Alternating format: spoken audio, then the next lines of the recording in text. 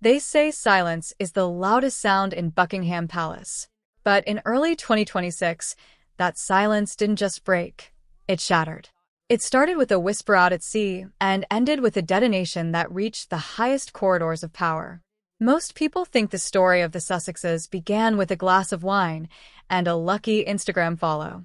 But there's a darker, salter narrative that has been lurking beneath the surface for years.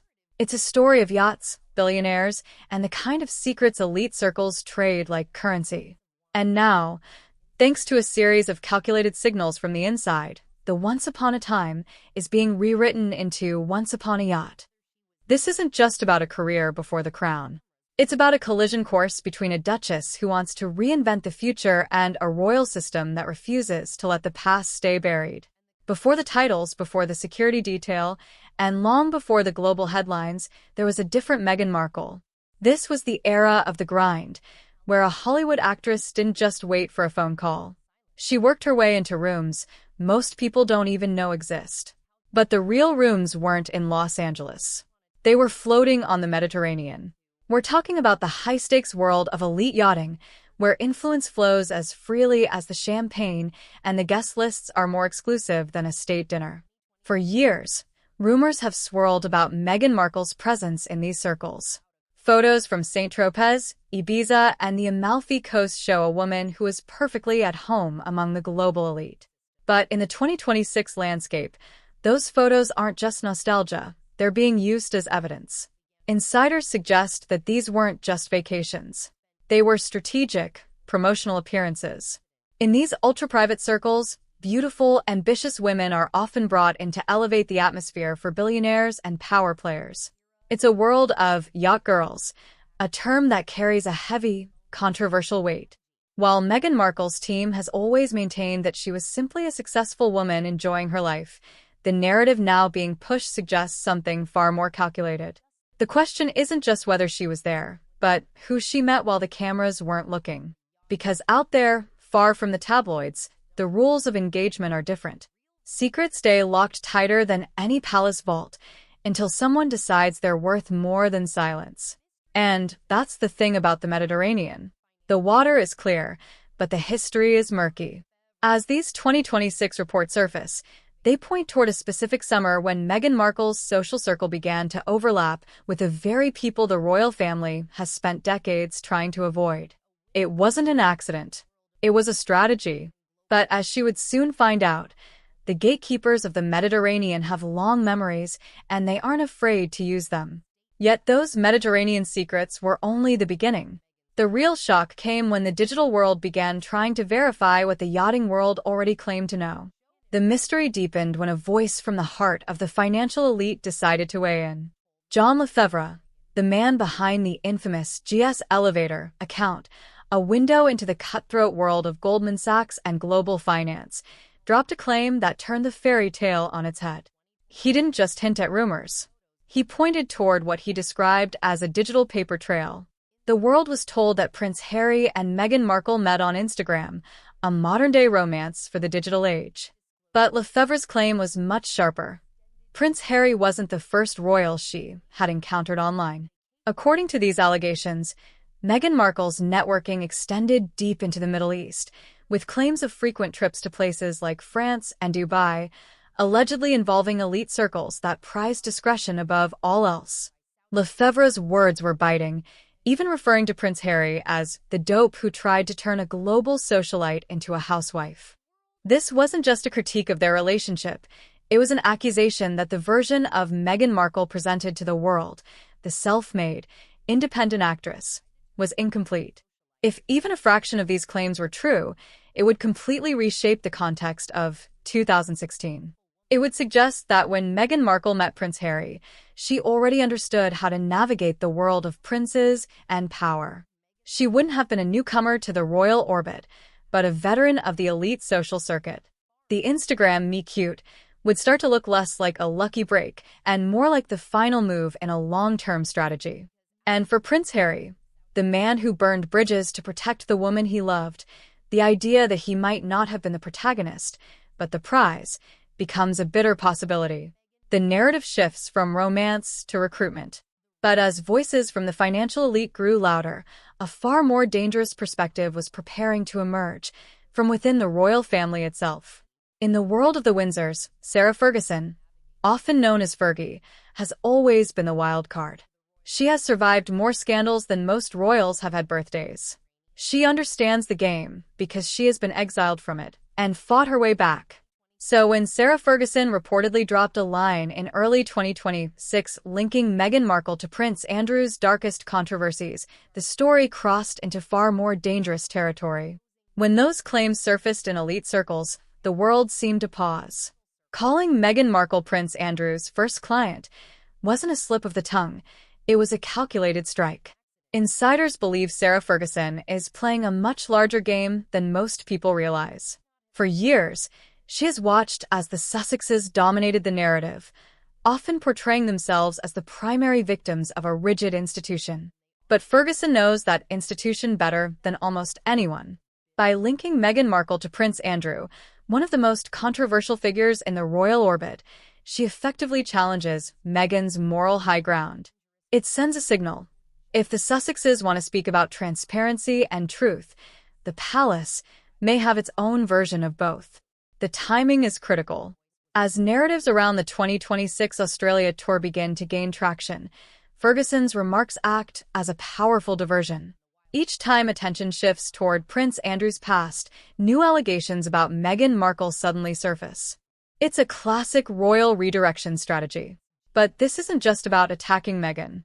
Sarah Ferguson is also protecting her own family, particularly the father of her children, by ensuring the spotlight is too scattered for any single narrative to dominate. There's also an implicit message. She knows more than she's saying. She may have witnessed the overlap between these elite social circles firsthand. She may be holding on to information, receipts, and choosing when to deploy them. This isn't gossip anymore. It's positioning, a quiet declaration of conflict with a rapidly expanding battlefield. Perhaps the most unsettling aspect of this 2026 resurgence isn't just the Yacht Girl label, it's the associations tied to it. In royal discussions, such conversations often drift toward the shadow of Jeffrey Epstein. This is one of the most sensitive and controversial chapters connected to the royal narrative, something Buckingham Palace would prefer remain buried. But Sarah Ferguson's remarks did something few expected. They placed Meghan Markle and Prince Andrew within the same narrative space.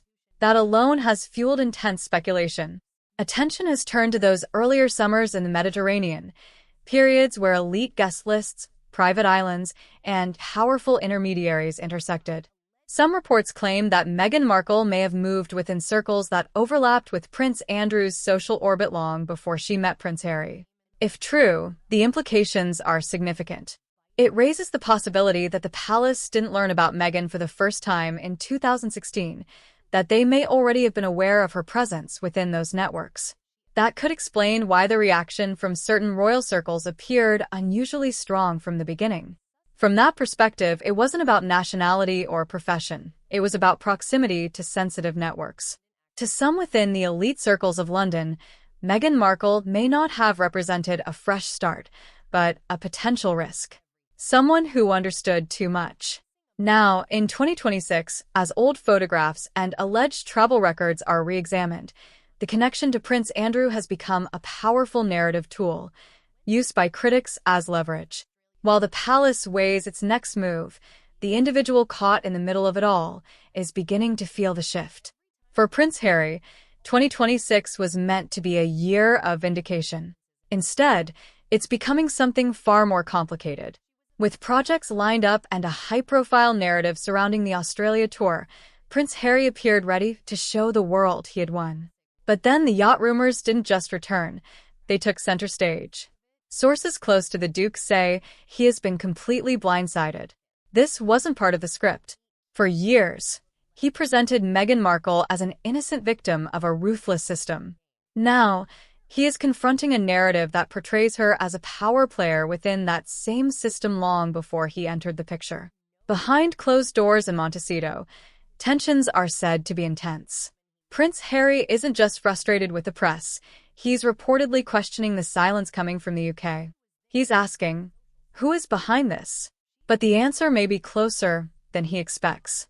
The sense of betrayal isn't only about the allegations, it's about the absence of denial from within the royal family. In that world, silence can carry its own meaning. As he prepares for his 2026 engagements, those close to him say he is becoming increasingly restless. The man who walked away from the crown to protect his family is now confronting a difficult reality. You can't protect someone from a past you don't fully understand. He finds himself caught between loyalty and uncertainty. Was he the one who rescued her, or the one who was drawn into something much larger? With every headline, that question grows louder. And as the pressure builds, cracks within the Sussex foundation are becoming harder to ignore. Yet this growing frustration may be exactly what those shaping the narrative intended. Because this doesn't appear to be a random leak. It feels deliberate. In London, information rarely leaks by accident. It is placed. The story circulating in 2026, the timing of Sarah Ferguson's remarks, the resurfacing of the GS elevator posts, and the renewed focus on the yachting years suggest coordination.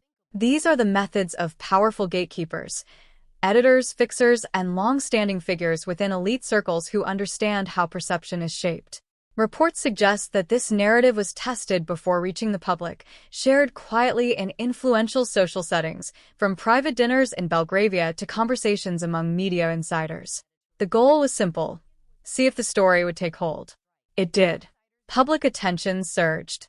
Interest intensified. By the time Sarah Ferguson spoke openly, the groundwork had already been laid. The timing was precise, arriving just as the Sussexes were attempting to reshape their public image, effectively pulling them back into controversy. This is how influence operates in elite circles, not through loud confrontation, but through subtle redirection. Narratives are adjusted. Perceptions are shifted. By linking Meghan Markle to the yachting world, a chain reaction was triggered, one that neither Buckingham Palace nor Montecito could fully control. This is no longer just a scandal. It's a battle of narratives. On one side stands Sarah Ferguson, a survivor of royal controversy with little left to lose. On the other stands Meghan Markle, a strategist who has built a global image that now faces serious challenge. Some insiders have described this phase as a scorched earth approach. For decades, Ferguson has existed on the margins, often criticized, often dismissed. Watching Meghan command global attention using a similar outsider narrative may have triggered a forceful response. Ferguson understands the system deeply. She knows where its sensitivities lie. By raising questions about the past, she isn't just challenging Meghan, she's reframing the entire playing field. It's a message: if one past remains under scrutiny, others may follow. This is a battle over legacy. Ferguson may be aiming to reshape how history remembers her own controversies by shifting comparison. Meanwhile, Meghan Markle faces a unique challenge. This isn't a conventional accusation that can be easily addressed through legal means. You can't easily counter whispers. As these signals continue, the Sussex camp appears to be on the defensive, responding not to direct statements, but to an evolving narrative. The carefully constructed humanitarian image is now being tested against a far messier storyline. It's a clash of worlds and of strategies. And in conflicts like this, those with the least to lose often hold the advantage. Yet the story is far from over. A new phase is emerging. As 2026 unfolds, the focus is shifting geographically from the Mediterranean to the Southern Hemisphere.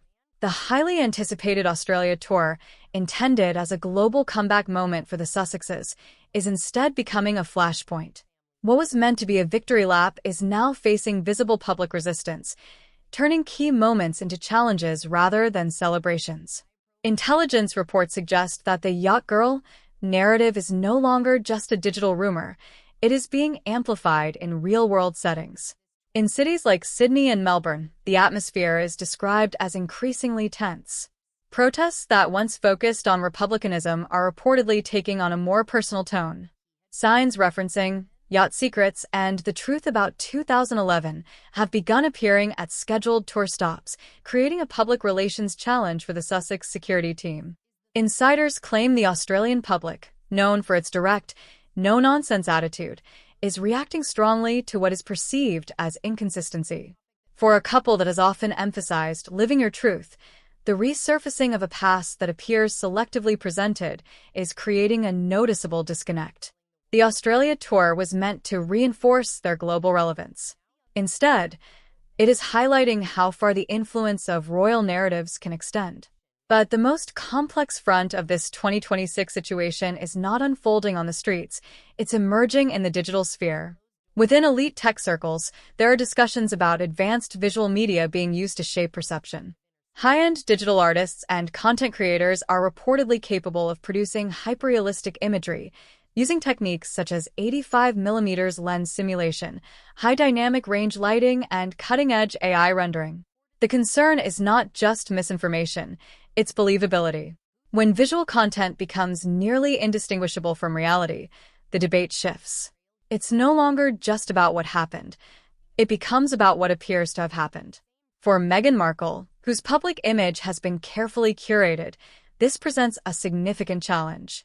If highly convincing but unverified visuals circulate widely, public perception could be influenced regardless of their authenticity. As real-world reactions and digital narratives begin to overlap, Buckingham Palace faces a difficult decision. Should the monarchy intervene or maintain distance? Reports suggest that King Charles III is being advised to issue a formal clarification regarding the Sussexes' status. Such a move would not defend them, but rather create separation, distancing the institution from their personal histories. It would signal a shift from protection to preservation. For Prince Harry and Meghan Markle, the implication is clear. They may be left to navigate these challenges independently. As the situation evolves, the mood in Montecito is said to be shifting from shock to strategy. Meghan Markle is reportedly stepping back from the spotlight, refocusing on humanitarian initiatives, a familiar approach when public narratives become overwhelming. But this time, the stakes appear higher. The Australia tour, once a central part of their strategy, is now being viewed through a more critical lens. Every appearance is scrutinized for authenticity. Meanwhile, Prince Harry is described as being in a markedly different state of mind, torn between personal loyalty and the weight of his family's legacy. Those close to him portray a sense of restlessness. The freedom he sought abroad now carries its own pressures, shaped by ongoing narratives and speculation. Distance from the palace has not eliminated scrutiny, it has simply changed its form. Inside the royal institution, silence continues. Observers suggest this may be intentional.